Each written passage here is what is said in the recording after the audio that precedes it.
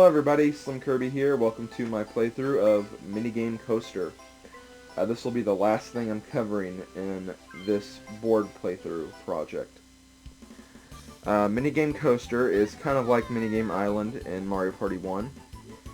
You play a set of 9 worlds. Each world has a set number of minigames, and you have to clear all the minigames in order to win the coaster. When you fail a minigame, you lose a life. When you lose all your lives, you have to start back from your last save. So it's kind of like, like an old Super Mario game, which is kind of cool. A few things I want to mention about this project. This is going to be done in post-commentary.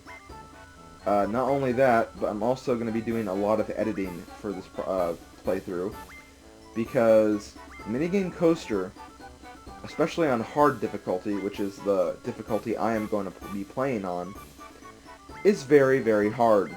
It's very, very hard. So, I'd rather keep this about 6, maybe 5 videos, instead of actually trying to show the whole thing, which might take even longer. So, I hope you guys understand that.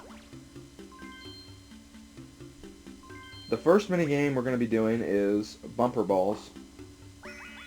Bumper Balls, pretty self-explanatory. You got to be the last one surviving to win, and you can't draw with anybody, so you have to knock everyone off. And yes, at the beginning of each minigame, I will show a brief text intro thing that will tell you guys some general stats about how I performed in the minigame throughout the project. Bumper Balls is the first game that took me 3 attempts.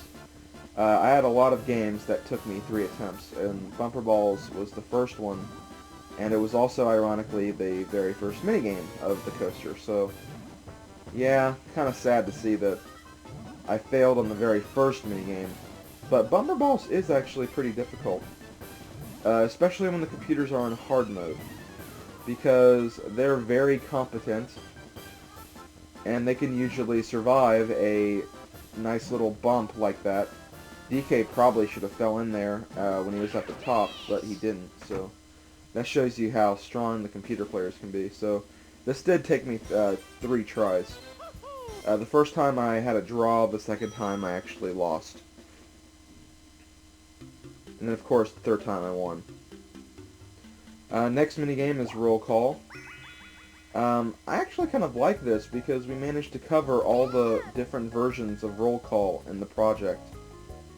Because I believe the first time we played with Booze, second time we played with Bob-ombs, and now we have the hard Toad course. What's difficult about the Toad course is some of the Toads are actually mushrooms, and you can't count those. Basically, if they're not moving and they're staying in one position, and they have that little stool under the mushroom cap, that's a mushroom. Do not count that. Only count the Toads. Right here, I got kind of lucky, because I couldn't decide between 26 and 27. I stayed with 26, and I actually managed to win, so I got very lucky with that, because I did not want to do another minigame over again after my failure at Bumper Balls.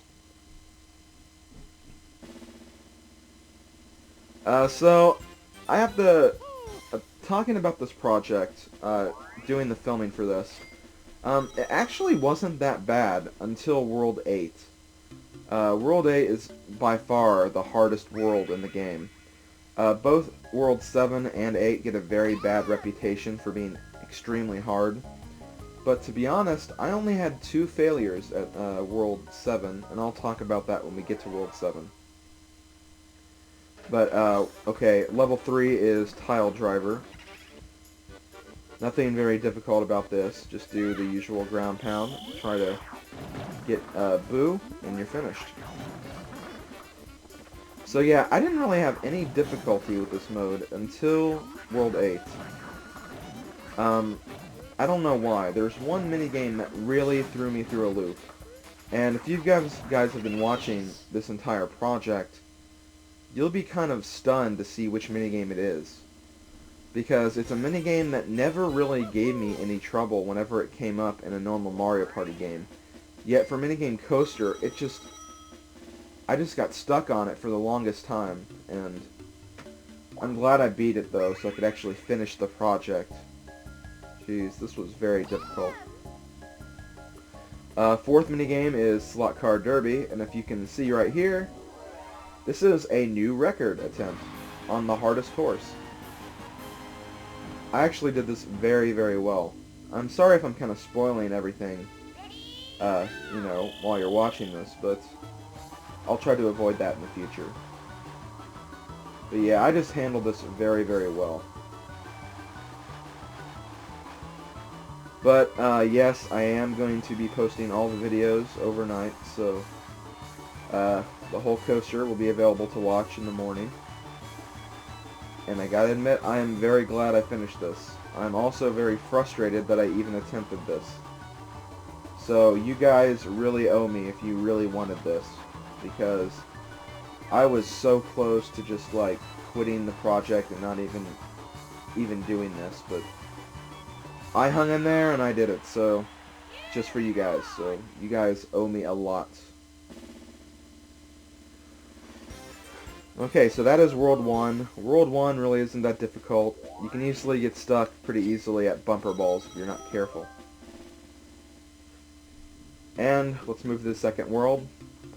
The second and fifth worlds are actually 2 versus 2 games. 3 and 6 are 1 versus 3, and 1, 4, 7, 8, and 9 are 4-player. Next we have Cake Factory. In my playthrough, I said this was the hardest 2 versus 2 minigame, and I still stand by that.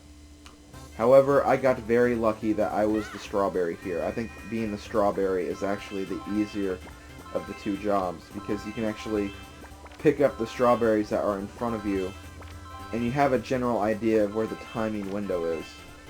A lot of people will say the strawberries are harder, but I think the strawberries are actually easier. Especially since you can actually see them come right in front of your face. So yeah, I was able to beat this with no problem. Which actually really surprised me. I was expecting a lot of failure from that minigame.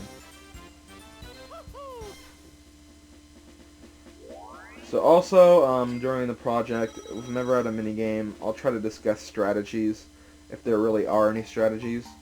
For some minigames, it's just kind of easy to figure out. Now we're doing Destruction Duets. Since this is hard mode, we are going to be doing the big statue.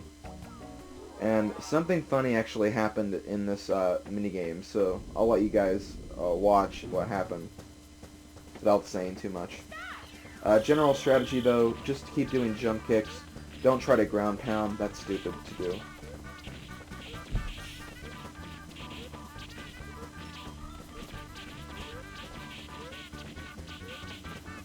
Yeah, I have no idea what happened right there. I was just like doing a consistent rhythm. I really wasn't looking where Mario was standing, and then like I guess I was holding the control stick diagonally, so I was actually moving away from the statue, which is kind of funny. But thankfully I did come back and finish the statue and beat the minigame, so it really wasn't that hard. The 2 versus 2 games are actually the easiest, I think, in this playthrough, so Worlds 2 and 5 should not give you very much problem. Next we're going to do Balloon Burst, also a very easy minigame.